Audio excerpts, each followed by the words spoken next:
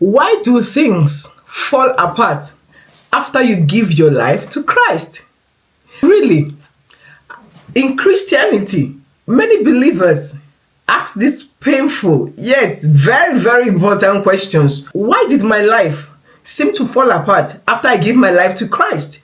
My life was moving very smoothly, everything was moving well, but as immediately I gave my life to Christ, it was like the whole world came crumbling down.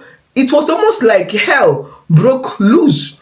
So some people even say everything was smooth until I accepted Christ. And then everything that could go wrong did. So if you have ever felt that, I want you to know you are not crazy and you are not alone. So we see this pattern in many lives. In Christianity, we see it in many lives. Across the body of Christ, people can love God sincerely with all their heart, yet they still experience these cycles and patterns that doesn't even make sense in reality. Things like children turning away from God. Some people have this strong spiritual start and there will be this burnout and they will just leave Christianity. There might be this ongoing illness, repeated catastrophe.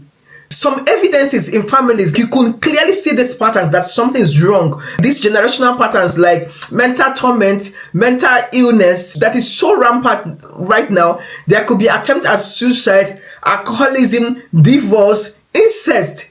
Even in some churches, there's this constant division, stagnation, repeated collapse after growth. Now the question is, why does this destructive cycles keep repeating itself? It just keeps repeating and repeating and repeating itself.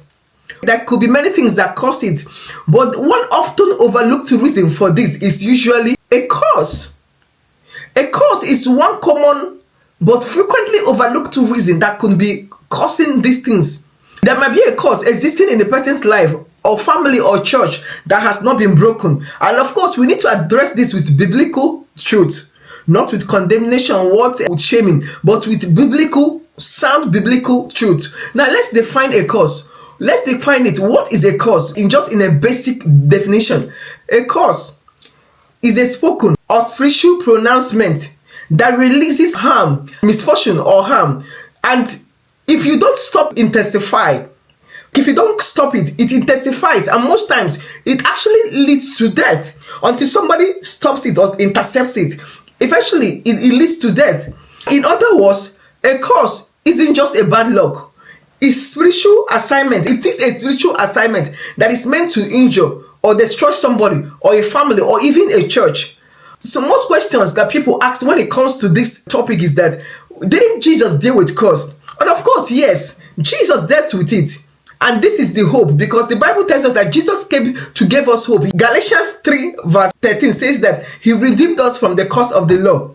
But the question is, why do some believers still struggle? Because redemption must be applied with understanding. You cannot fight a battle that you don't even know actually exists. You need to know about the battle. So we're going to be talking about this in a bit more detail in the next video. We are going to talk about why some Christians still get stuck. Things like ignorance. Not because God is cruel, but because the enemy thrives in ignorance. The enemy hides under ignorance. That's the main place he deals with us as Christians. Ignorance. That is why the Bible was saying, my people suffer because of lack of knowledge. Hosea 4 verse 6. The enemy loves ignorance. He deals with us in that area. So now, as you're listening to this, if you're already sensing that maybe something might be deeper or something like a curse is existing in your life or family, don't ignore the prompting. Sometimes the deliverance comes from discernment, prayer, and proper alignment.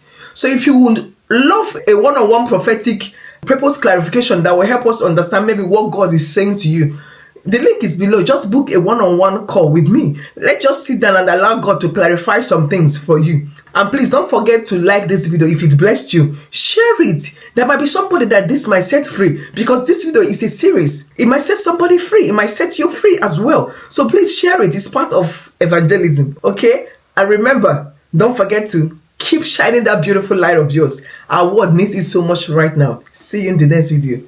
Auf Wiedersehen. A bientôt.